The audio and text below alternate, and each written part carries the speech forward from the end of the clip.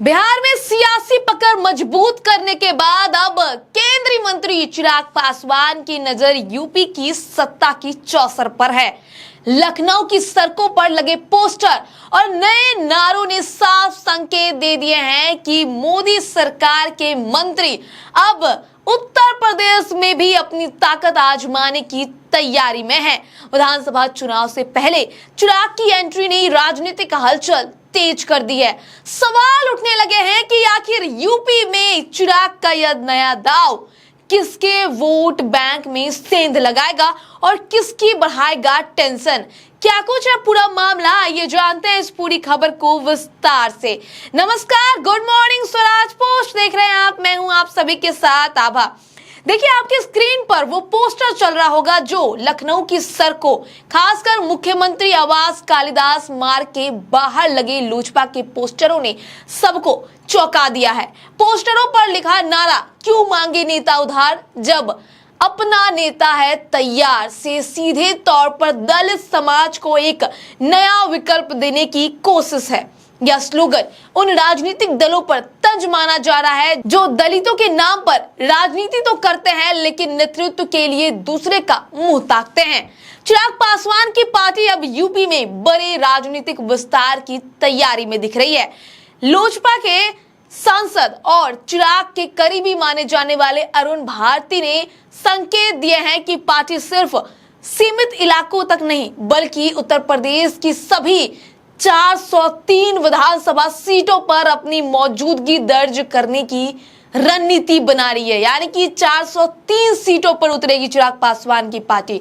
वही पार्टी की नजर केवल बिहार सीमा से जुड़े जिलों या पूर्वांचल पर नहीं है बल्कि पूरे प्रदेश में दलित, पिछड़े, वंचित और कमजोर तबकों के बीच अपनी पकड़ मजबूत करने की कोशिश शुरू हो चुकी है। इसी मिशन के तहत संगठन को बूथ स्तर तक फैलाने की कवायद तेज कर दी गई है। अरुण भारती ने यह भी साफ किया है कि पार्टी का मकसद सिर्फ सत्ता में हिस्सेदारी लेना नहीं बल्कि उन लोगों की आवाज बनना है जो खुद को व्यवस्था में उपेक्षित महसूस करते हैं। यूपी में चिराग पासवान की बढ़ती सक्रियता ने कई दलों की बेचैनी बढ़ा दी है।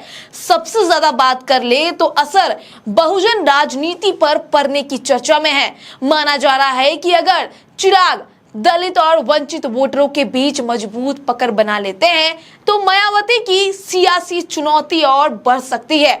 बसपा पहले ही अपने पुराने जनाधार को बचाने की जंग लड़ रही है। ऐसे में चिराग की एंट्री जाटव और गैर जाटव दलित वोटों के समीकरण को नया मोड़ दे सकती है। वहीं राजनीतिक गलियारों में चर्चा तेज है कि अगर युवाओं और दलित वर्ग को चिराग में नया विकल्प नजर आया तो बसपा की राह और कठिन हो सकती है। देखिए सपा प्रमुख अखिलेश यादव का भी जोर पीडीए यानी कि पिछड़ा दलित अल्पसंख्यक पर है। वही अखिलेश यादव 2024 के हिट फॉर्मूले के जरिए ही 2027 फतह करना चाहते हैं। सपा का दावा है कि दलितों के साइकिल पर सवार होने से ही लोकसभा चुनाव में सफलता मिली थी। चिराग की एंट्री दलित वोटों को सपा की ओर से जाने से रोक सकती है। वहीं चिराग के एक्टिव होने से सपा बसपा के साथ ही बीजेपी को भी नुकसान हो सकता है।